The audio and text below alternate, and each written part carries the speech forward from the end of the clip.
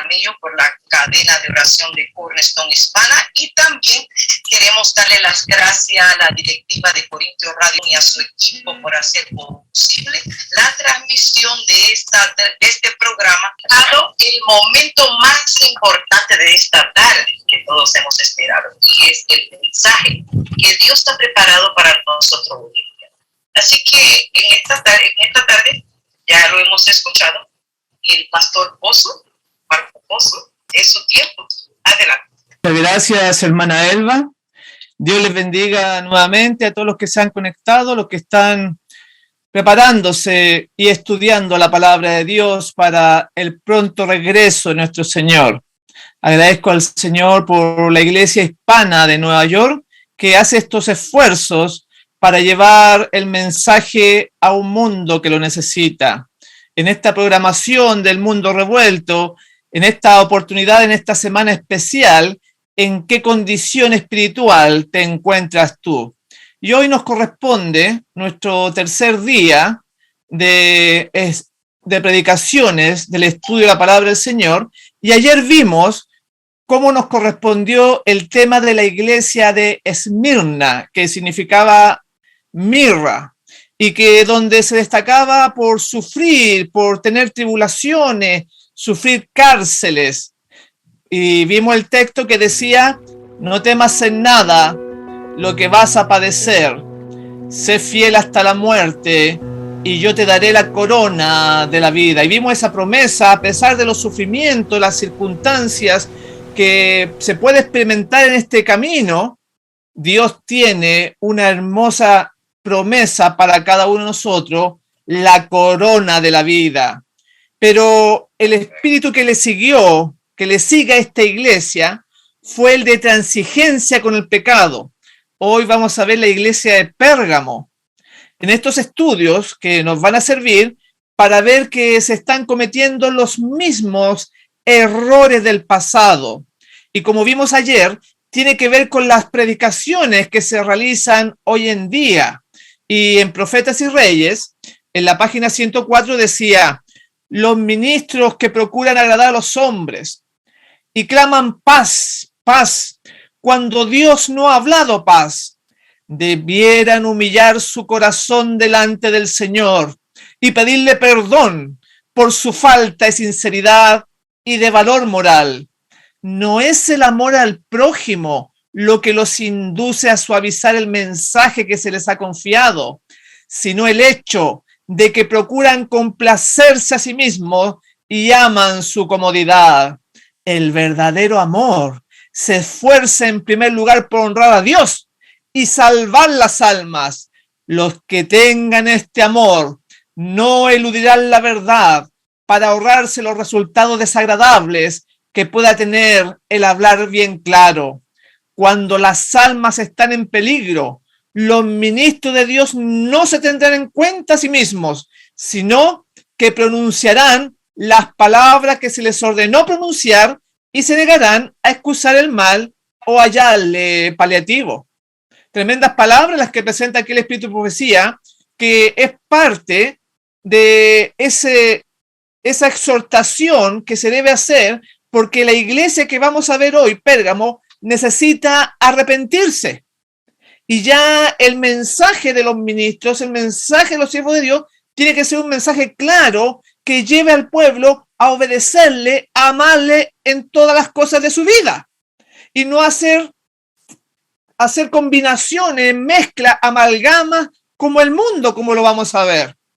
Entonces, vamos a leer Apocalipsis 2, del 12 al 17, donde está nuestro texto para hoy, con la iglesia de Pérgamo. Y dice así: y escribe al ángel de la iglesia en Pérgamo, el que tiene la espada aguda de 2 filos, dice esto: yo conozco tus obras y dónde moras, donde está el trono de Satanás, pero retienes mi nombre y no has negado mi fe, ni aun en los días en que Antipas, mi testigo fiel, fue muerto entre vosotros, donde mora Satanás. Pero tengo unas pocas cosas contra ti, que tienes ahí a los que retienen la doctrina de Balaam, que enseñaba a Balac a poner tropiezo ante los hijos de Israel, a comer de cosas sacrificadas a los ídolos y a cometer fornicación. Y también tienes a los que retienen la doctrina de los nicolaitas, la que yo aborrezco. Por tanto, arrepiéntete, pues si no, vendré a ti pronto y pelearé contra ellos con la espada de mi boca. El que tiene oído, oiga lo que el Espíritu dice a las iglesias. Al que venciere, daré a comer del maná escondido y le daré una piedrecita blanca y en la piedrecita escrito un nombre nuevo, el cual ninguno conoce sino aquel que lo recibe. Ese es el mensaje de la iglesia de Pérgamo, una iglesia que es la tercera, en cuya época la iglesia se une con el Estado. En esta época en la cual la iglesia se establece junto al trono de Satanás. Así de importante es lo que vamos a ver, esa transición entre la iglesia pura y una iglesia corrompida. Ahí, en este momento de la historia, se asimiló el paganismo y la veneración de personas. Aquí es donde se introduce la adoración al sol también. La primera iglesia que habíamos visto, Éfeso, representaba este periodo de tiempo que estamos estudiando desde el año 31 hasta el año 100. Ayer vimos la segunda iglesia, Esmirna, que representaba la iglesia pura bajo la persecución desde el año 100 al año 313 después de Cristo. Ahora este periodo que nos enseña Pérgamo va desde el 313 al año 538. Pérgamo, en la parte geográfica, estaba ubicada a 48 kilómetros al norte de la ciudad de Esmirna. O sea, todas estas iglesias están muy cerquitas unas de otras. Y el significado de Pérgamo es elevación, podríamos decir, altura, ya que estaba construida sobre una colina. Llegó a ser la capital de la provincia romana en Asia Menor y un importante centro cultural. Albergaba una gran biblioteca con alrededor de 200.000 libros. Por eso que se empezó a llamar a este tipo de escritura, se le empezó a llamar pergaminos, porque tenían su origen en Pérgamo. Esta etapa histórica de esta iglesia, que comenzó en el año 313, como recién dije, cuando termina la persecución que había realizado el edicto de Constantino, y por eso que esta descripción de la iglesia de Pérgamo nos recuerda la persecución de la época anterior, con las palabras en el tiempo pasado. Por ejemplo, cuando dice, no han negado mi fe, ni aun en los días en que Antipas, mi testigo fiel, fue muerto entre vosotros. O sea, no han negado mi fe se refería al periodo anterior que fue fiel, pero también vamos a ver que esta iglesia necesita una amonestación, porque una vez que la persecución terminó, comenzaron, muy tristemente, a introducirse una serie de errores en la iglesia de Pérgamo que sufrió bajo la influencia pagana. Pareciera ser que el momento más difícil, donde había que estar más alerta, no fue de esa forma, porque en los tiempos de paz, en los tiempos de tranquilidad es cuando mayor es el peligro, porque ya en los tiempos de la persecución, en el periodo anterior, estaban bien despiertos, pero ahora se relajan y ya hay un cambio. Esta ciudad de Pérgamo, cuyo nombre significaba altura o elevación, como dije recién, representa perfectamente el espíritu de aquella época cristiana llena de popularidad, llena de prosperidad. Estaban tranquilos porque se les había aceptado como la religión oficial del imperio. La política mundana y la apostasía empezó a crecer por doquier. La iglesia cristiana comenzó a corromperse, tal como el apóstol Pablo había dicho en 2 Timoteo capítulo 4 y versículo 3, donde dice, porque vendrá tiempo cuando no sufrirán la sana doctrina, sino que teniendo comezón de oír, se amontonarán maestros conforme a sus propias concupiscencias. Esta es la única de las 7 iglesias de Pérgamo a la cual Jesucristo se presenta como aquel que tiene la espada aguda de 2 filos. Y vemos que al presentar esa espada, se advierte que puede usarla y puede atacar con ella. Esta espada es símbolo de la palabra de Dios, nosotros sabemos. En esta iglesia iba a comenzar a gran escala la división entre la verdad y el engaño, entre lo correcto y lo que es el error, entre la luz y las tinieblas. Esta época de la iglesia cristiana sería decisiva y también producía división entre la sana doctrina y la apostasía. Entonces, es muy importante este periodo de la iglesia de Pérgamo, que representa esta época en que se une el gobierno con la iglesia. Bajo los emperadores Constantino, como recién dije, en el año 313, pero que lo ratifica Teodosio, este otro emperador, quien confirmó el cristianismo como la religión oficial del imperio. Era un gran logro, por así decirlo, pero en esa seguridad y paz estaba más abundante el peligro que en los tiempos de persecución. Aquí vemos claramente una unión de los poderes temporales, buscando cuidado, buscando protección y sostén en el imperio romano, en el gobierno. De esta manera, fornicó con los reyes de la tierra. Y ese es el grave peligro de unir la religión con la política. Ahí se formó lo que se llama esa mujer infiel a Dios, una ramera ante los ojos del Señor. Durante la época de Pérgamo estaba en pleno desarrollo el establecimiento del papado, o sea, del Vaticano, conocido en la Biblia como el hombre de pecado, que representa esta institución religiosa que nosotros sabemos que se atrevió a cambiar la ley de Dios, como estaba escrito en Daniel 7:25. Este hijo de perdición, porque nació como hijo de fornicación, de una unión ilícita. Nunca debe unificarse la iglesia y el Estado. Eso es lo que formó el papado. La época en la cual la iglesia se estableció junto al trono de Satanás dice acerca de Pérgamo: yo conozco tus obras y dónde moras, donde está el trono de Satanás. Eso está en 2:13. Y ese es el Vaticano. Ese es ahí en Roma. Y ese trono del cual está hablando, dice la profecía en Apocalipsis, que va a tener oscuridad por 3 días cuando vengan las plagas en el fin del tiempo. En ese mismo lugar, porque ahí está la base, el trono de este poder del mal. Aquí podríamos decir que se describe la transición, o podemos decir cambio, o la transformación, o la metamorfosis de Roma pagana imperial a la Roma cristiana papal, que nosotros conocemos, también la denotamos como la bestia de Apocalipsis, donde el dragón le dio su poder y su trono y grande autoridad. Estamos viendo esta transformación, esta mutación de esta iglesia pura, buena, en algo que era totalmente distinto y contrario a los caminos del Señor.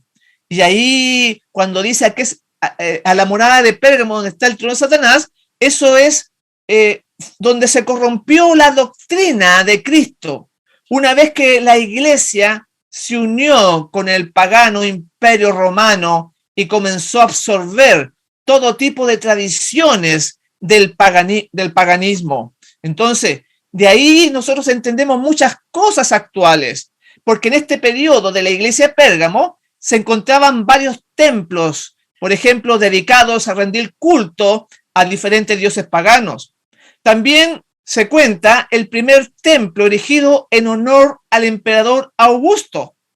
Otros templos que estaban ahí eran dedicados, por ejemplo, para adorar al emperador Trajano, y otros más para venerar al emperador Severo y a distintas personalidades importantes del imperio.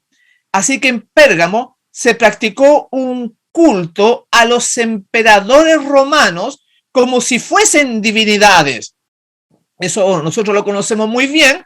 Por ejemplo, que ellos había que decirle el dios Nerón o el dios Trajano, porque ese era, digamos, el movimiento religioso que prevalecía en esos tiempos, que tras la transición a Roma papal continuó esa misma moda, por decirlo así, pero en la veneración de los obispos de Roma que llegaron a ocupar finalmente aquel trono de poder mundial que los emperadores romanos habían ocupado antes de ellos, lo cual Dios condena, por supuesto, la veneración de los seres humanos. Y ya que se habla tanto de los papas y todo eso, y que se supone que el apóstol Pedro era el primer papa, pero él no se dejó venerar. Él rechazó ese tipo de acción a su persona. Por ejemplo, en Hechos 10, 25, 26 dice: cuando Pedro entró, salió Cornelio a recibirle y postrándose a sus pies adoró. Mas Pedro le levantó diciendo: levántate, pues yo mismo también soy hombre. Y aquí vemos a las claras en la escritura que todos estos homenajes, estas veneraciones, estas adoraciones a los sucesores papales durante la historia, el mismo que supuestamente lo inicia Pedro, él rechaza esta actividad porque va en contra de la palabra del Señor. Porque en este tiempo de la iglesia de Pérgamo se introduce todo tipo de falsas doctrinas en el cristianismo. Esta iglesia asimiló también la adoración al sol. Pérgamo era además la sede del antiguo culto babilónico al sol. Cuando, por ejemplo, los caldeos fueron derrotados por los medios de los persas, o sea, los babilónicos, huyeron hacia Asia Menor, donde establecieron un centro de la altiva ciudad de Pérgamo. Ahí como que se agruparon en ese lugar, trayendo todas las doctrinas y enseñanzas de Babilonia. Dios escogió esta ciudad de Pérgamo para utilizarla como símbolo profético de aquella época apóstata. Fue el emperador romano Constantino quien en el año 321 emitió la primera ley de descanso durante el día del sol de todo el imperio romano, mandando que todos los habitantes de este extenso imperio romano debían cesar de trabajar en el dies solis. Y 62 años después, el emperador romano Teodosio le cambió el nombre a dies solis, o sea, día del sol por dies dominicos, que significa día del Señor. Y que de esta manera, astutamente, este emperador disimuló o disfrazó el día del sol pagano, haciéndolo menos repulsivo para la aceptación del cristianismo. Así que fue muy grave ese cambio, quitándole la supremacía al día del Señor, el día sábado, el día séptimo día, introduciendo doctrinas paganas. Durante la época de Pérgamo se comenzaron también a usar las velas de cera en el año 320, que hoy es común. Se comenzó la veneración de ángeles y santos muertos, como también el uso de imágenes aproximadamente en el año 375. Imagínense el año en que estamos hoy, cuántas centurias han pasado y esas prácticas todavía existen hoy en día y con mayor fuerza. Prácticas que Dios prohibió claramente en su palabra. También tenemos que en esta época, en la cual comenzó la misa como un rito de sacrificio diario en el año 394 después de Cristo. Cuando nosotros, estudiantes de la Biblia, vemos que las Sagradas Escrituras dicen claramente que Cristo fue sacrificado una sola vez y para siempre. Hebreos 10:12. Entonces, era la época en la cual comenzó la exaltación también de María, como 4 siglos después de su muerte, en la cual se le consideró y se le acuñó el título Madre de Dios, que se aplicó por primera vez a ella en el concilio de Éfeso en el año 431 después de Cristo. Muy importante esta información de la historia, de cómo se ha desarrollado y se ha tergiversado este cristianismo puro que fundó el Señor. También durante esta época se comenzó a usar vestiduras especiales para los sacerdotes, o sea, los curas tenían una vestimenta distinta al vulgo, al pueblo, y en la cual inició también la extrema unción, que hasta el día de hoy se da en el año 526. O sea, esta extrema unción es como una especie de rito que consiste en ungir con aceite a algún fiel que estaba en peligro de morir. También en ese año se metió esta costumbre, y en Señales de los Tiempos, en el tomo 3, la página 99, Elena G. de White habla acerca de este sistema para que nosotros lo entendamos. El papado, dice, es la religión de la naturaleza humana, que el hombre dependa del hombre, que el hombre confíe en el hombre, que el hombre ponga sus ojos en otro hombre, que se someta a la voluntad de otro. Esas son las bases de esta religión falsa del papado. Así que la falta de fe nos lleva a la naturaleza humana a reemplazarlo con un ser humano, con ritos de sacrificio, de golpe, de caminatas que se hacen para la Virgen por aquí y por allá, reemplazando lo que es la fe. Es ese debilitamiento. La Biblia dice, también nos habla de Antipas, que en los registros de la historia se encuentra este personaje, no se encuentra este personaje Antipas.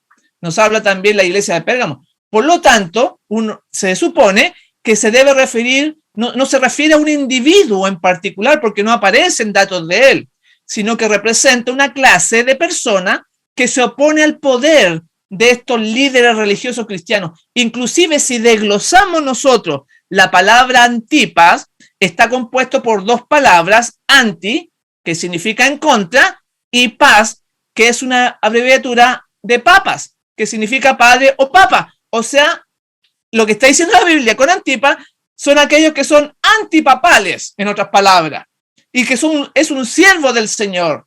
Ya la hora se me está pasando, pero quiero destacar lo que es la doctrina de Balaam también, porque ahí habla en el versículo 14, diciendo, pero tengo unas pocas cosas contra ti, que tienes ahí a los que retienen la doctrina de Balaam, que enseñaba a Balac a poner tropiezo ante los hijos de Israel.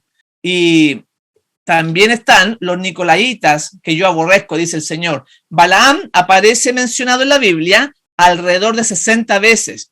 En la historia que nosotros conocemos, este enseñó a los hijos de Israel a comer cosas sacrificadas a los ídolos y a cometer fornicación, porque los primeros planes de Balaam no le resultaron al maldecir al pueblo, porque el pueblo estaba reposando en Dios, tenía su confianza en Dios, y aunque lo maldijeran, no hay maldición alguna para aquel que está en Cristo Jesús. Así que ideó otro plan, trayendo mujeres que hicieron fornicar al pueblo, y la ira del Señor se encendió en Baal Peor, a esta gran apostasía. De eso nos refiere entonces este hombre, Balaam, y que también nos habla en la iglesia de Éfeso, que vimos que también allí estaban los nicolaitas. Ahora le vamos a unir los nicolaitas porque lo menciona nuevamente en esta iglesia de Pérgamo como aquellos que son aborrecidos por el Señor por las doctrinas que ellos tienen. O sea, se une Balaam con los nicolaitas, pero ahora dentro de la iglesia. Es muy interesante. En Apocalipsis 2:15 dice, y también tienes a los que retienen la doctrina de los nicolaitas, la que yo aborrezco, pero ahora están dentro de la iglesia. Es muy grave porque ya empieza a trabajar desde adentro. Y Balaam significa la palabra devorador del pueblo, y justamente lo que él hizo tratando de destruir al pueblo, ideando este plan satánico de hacerlo fornicar. Ahora, la escritura dice que tienes a aquellos que retienen la doctrina de Balaam. Y Balaam, en la historia, dice que el Señor le había dicho que no fuera, él tomó su asno y partió. Y el asno impedía que él avanzara hasta que la locura del profeta, el asno se paró y el asno le habló porque le estaba golpeando Balaam. Ese tipo de pecado es un tipo de pecado contumaz. Él sabía que estaba mal, esa sabienda es con terquedad. Y era tanto la locura que se puso a discutir con el burro, porque la iglesia de Pérgamo tiene que arrepentirse. Y aunque sea muy dura la rebelión, el Señor igual le hace este llamado. Por ejemplo, este tipo de rebelión tan contumaz lo tenemos en Sodoma y Gomorra. Cuando los ángeles van a Sodoma a sacar a Lot, por ejemplo, dice que los ángeles dejan ciego a los sodomitas y dice la escritura en el versículo 11, y los hombres que estaban a la puerta de la casa hirieron con ceguera desde el menor hasta el mayor, de manera que se fatigaban buscando la puerta. O sea, ellos eran contumaces también porque habían recibido el castigo en su propia vida, en su propio cuerpo, habían quedado ciegos y seguían en la rebelión. Ese tipo de rebelión está haciéndole el llamado el Señor a la gente que es como Balaam. En muchos casos, el Señor muestra su misericordia, pero si hay un caso donde la muestra perfectamente, es la vida de David, cuando él peca matando al esposo de Betsabé y teniendo esta relación ilícita con esta mujer cuando ella se estaba bañando y él la llama entonces al palacio y él sufre. Y en el Salmo 51 dice, hablando de David, cuando estaba en esta circunstancia, nos da a mostrar el verdadero arrepentimiento. Dice, ten piedad de mí, oh Dios, conforme a tu misericordia. Conforme a la multitud de tus piedades, borra mis rebeliones, lávame más y más de mi maldad y límpiame de mi pecado, porque yo reconozco mis rebeliones y mi pecado está siempre delante de mí. Entonces el Señor muestra el verdadero arrepentimiento, porque a la iglesia de Pérgamo se le hace este llamado también, que salga de este estado de unión, de amalgamación entre las cosas espirituales y el paganismo, en todo lo que ello representa. Y el verdadero arrepentimiento no pone excusa, sino que reconoce su falta y siente dolor por el pecado y lo abandona. Ese es el verdadero arrepentimiento, mi hermano. No como, por ejemplo, allá donde fue Jonás a Nínive, que él les predicó y la gente se arrepintió, dice la Escritura. Pero pasaron 40 años y después la ciudad fue destruida porque ese arrepentimiento fue por miedo. No fue con un corazón sincero. Y la Escritura nos muestra que si nosotros vamos al Señor, tenemos que ir como David, reconociendo, sin echarle la culpa a nadie, que nosotros somos los que hemos pecado y Él nos recibe con los brazos abiertos. En Patriarca y Profeta, en la página 785 dice, el arrepentimiento de David fue sincero y profundo. No hizo ningún esfuerzo para minorar su crimen. Lo que inspiró su oración no fue el deseo de escapar a los castigos con que se le amenazaba. Vean, por favor. Pero vio la enormidad de su transgresión contra Dios. Vio la depravación de su alma y aborreció su pecado. Y esa es la actitud correcta, mi hermano. En Salmo 32:5 dice, mi pecado te declaré y no encubrí mi iniquidad. Confesaré, dije contra mí, mis rebeliones a Jehová y tú perdonaste la maldad de mi pecado. Cuando uno pide perdón, entonces el Señor lo recibe, pero tiene que ser sincero y abandonar lo malo que se esté haciendo. En Patriarca y Profeta, página 786 dice, quien quiera que bajo la reprensión de Dios humille su alma con la confesión y el arrepentimiento, tal como lo hizo David, puede estar seguro que hay esperanza para él. Quien quiera que acepte por la fe las promesas de Dios, hallará el perdón. Jamás, mi hermano, rechazará el Señor a un alma verdaderamente arrepentida. Él ha dado esta promesa: echen mano de mí, de mi fortaleza, y hagan paz conmigo. Sí, hagan paz conmigo. Deje el impío su camino y el hombre inicuo sus pensamientos, y vuélvase a Jehová, el cual tendrá de él misericordia, y al Dios nuestro, el cual será amplio en perdonar. Gloria al Señor por eso.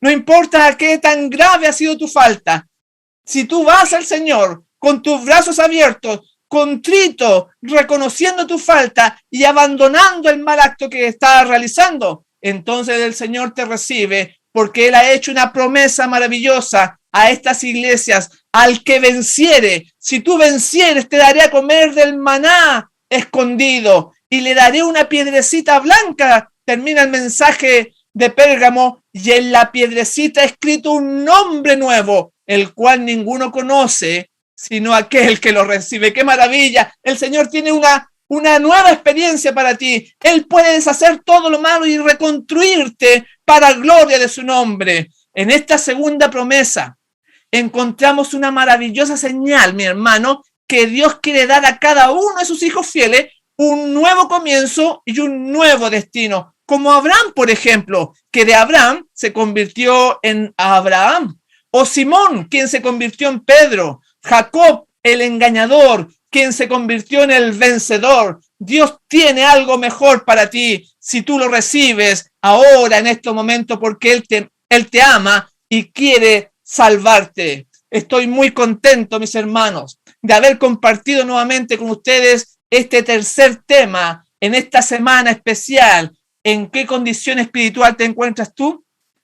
Pérgamo necesitaba arrepentirse, y nosotros, cada uno tiene que hacerse esa pregunta y cambiar nuestra vida por el poder de Jesucristo. Gracias, Señor, por esta oportunidad. Gracias a la Iglesia Hispana de Nueva York Cornerstone, y me despido deseándoles que el Señor Jesús les bendiga grandemente. Amén.